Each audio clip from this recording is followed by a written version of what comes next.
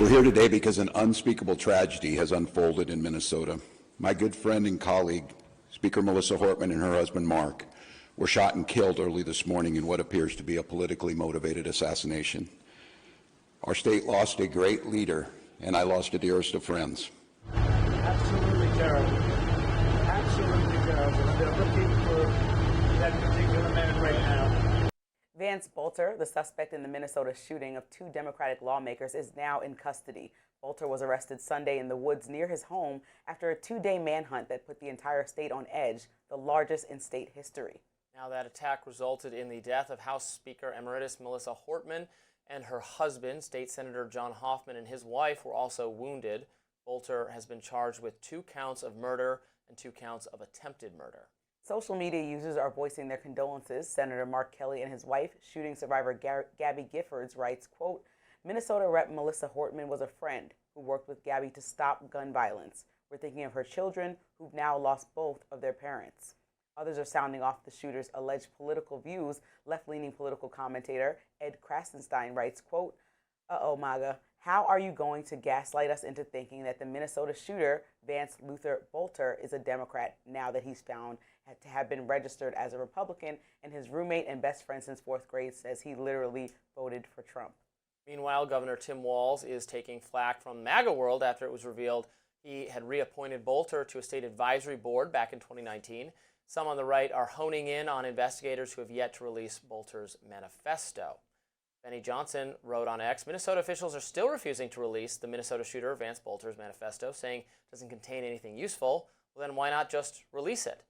And, of course, Republican Senator Mike Lee is drawing some criticism from liberals for tweeting a picture of the alleged shooter, Bolter, and captioning it Nightmare on Wall Street, which was perceived as either a bad joke or directing blame toward Governor Tim Walz. So here we are. Just a horrific thing to have happened, terrifying. The image of the man, the suspect, he's wearing like a kind of mask that's like a skin mask. It's as there's a footage of him knocking at their doors, pretending to be the police. This took planning, obviously, to do this in such a way, and is just cold-blooded murder. So glad to know that he is in custody and not out there anymore. And then the question becomes about potential motivations. Over the weekend, I tweeted that it was premature to come up with any political rationalization. We didn't really know what his deal was yet. Now, at this juncture, more evidence has come forward that he was a Trump supporter or a Republican. That's what his roommate or his next-door neighbor said, people who've talked to. The fact that he was appointed by Tim Walz to a position doesn't really mean anything in terms of his politics. So, it could be it's a MAGA motivated thing. It could be he had some personal grievance against these people. It could be he's totally deranged. He could be a combination of those things. I don't know why they wouldn't release the manifesto. I think if we want to start pointing fingers or blaming different political factions, then we need to read the manifesto. I don't think it matters one way or the other, but I know people like to seize on, it's your fault because somebody kind of associated with your politics maybe did something bad, or no, it's your fault. I really don't care for this game at all, but that's what's about to happen. I think it's up to all lawmakers right now to try to de-escalate. We have somebody that was dressed up like law enforcement at 2 a.m. Anyone of civilized mind would probably answer the door like, am I in an emergency? Certainly. And then killing, people that are doing their job to the best of their ability to try to defend the Constitution in the way that they see fit. And so I think that there's a way to disagree without violence, and everybody should come together in these moments instead of trying to figure out who to blame. Because even if he voted for Trump or even if he voted for a Democrat, what does that have to do with somebody being a violent criminal? Sometimes, you cannot attach every single person to every single statement that somebody has made.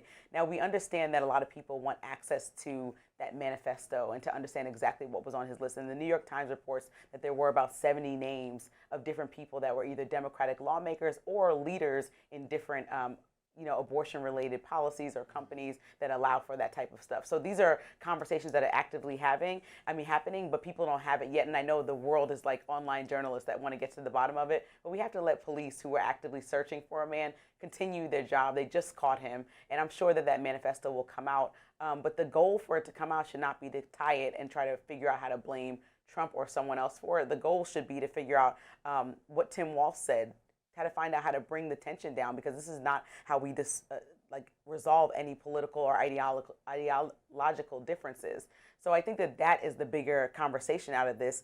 Also, it's a alarm that's been really in the last few years, should alarm all Americans. When we see Trump, who's now president, almost get assassinated twice, that should be problematic no matter what side of the aisle you're on, and you should condemn the person trying to commit the violence. When we see what happened to Gabby Giffords, who spoke up years ago, when we see what happened to Nancy Pelosi's husband in recent years, when we see what happened to Pennsylvania Governor Josh Shapiro at his house, the arson attack, this is the first time we're seeing somebody be deceased because of this, and this should raise bigger alarms that we don't want any copycats, and if there are opportunities, we should always try to bring the temperature down.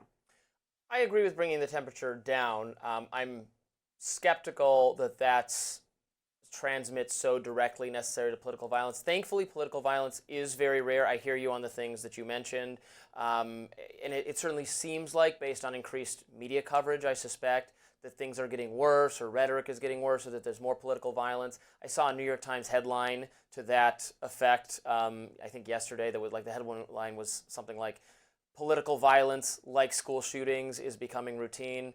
My response to that is, actually, neither thing is routine. If you look statistically, you think it's routine because it gets covered exhaustively every time it does happen, but most people who die violently is because of completely non-political domestic violence, fights at the workplace or with your neighbors, or just garden variety crime. We pay attention to things like this because they scar us and they shock us, and they should. Right. And I'm not saying this is somehow insignificant, and we should be cognizant of it, and we should turn down the temperature because it'd be healthier for our democracy and for our souls.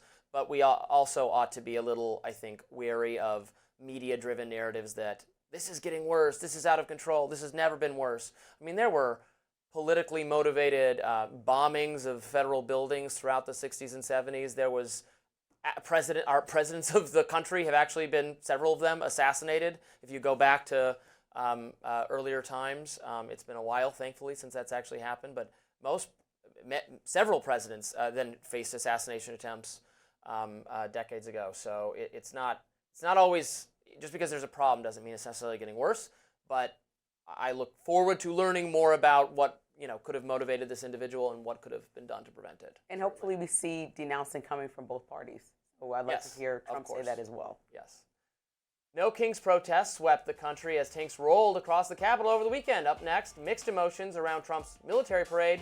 Stay tuned.